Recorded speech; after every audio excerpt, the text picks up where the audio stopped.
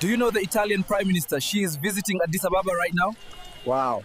She will be enjoying Ethiopian-made Venice then. የጣሊያኗ ጠቅላይ ሚኒስትር አዲስ አበባ እየጎበኙ መሆኑን ታውቃለህ? Wow.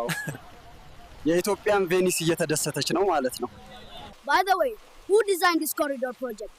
In my opinion, Prosperity Party cadres or pastors.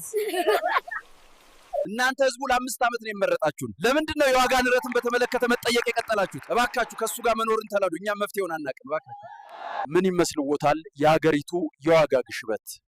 የዋጋ ግሽበቱን የተረፉት ሰዎች በጎርፍ ተወስደዋል። We were eating 3 times, but now we wish to eat once day. What time, what a day.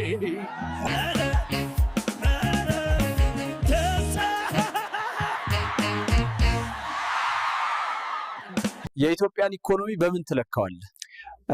በገማው ልክ መለካት እንችላለን። የኔ ውድ ህዝብ የዋጋ ንረቱ ህይወትን እንዳከበደባችሁ አውቃለሁ። ነገር ግን አትጨነቁ፣ መኖር ትለምዳላችሁ።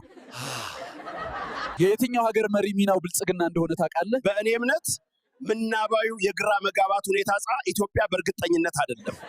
Sir, how do you spend your day? In the morning I do nothing. In the afternoon I finish what I started in the morning. In the evening I rest.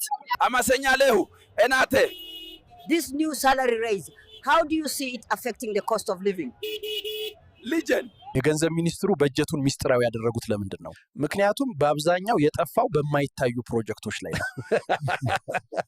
መሪዎቻችን እውነተኛ ጋዜጠኞችን ማውራት የሚፈሩት ለምንድን ነው? የማይክሮፎን ጋዜጠኞች እንደ ውሸት ጠቋሚ ሆነው ያዩታል እና የሚያቃልጠውን ነገር ይፈራል። My people don't ask us about my projects and inflation. Even we don't know what's happening.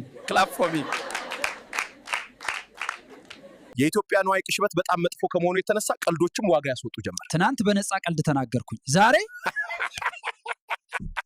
ለምንድን ነው የኢትዮጵያ ፖለቲከኞች በጭራሽ መደበቅና መፈለግ የማይጫወቱት? ምክንያቱም ጥሩ አስተዳደር በጭራሽ ለመደበቅ የማይሞክሩት አንድ ነገር ነው።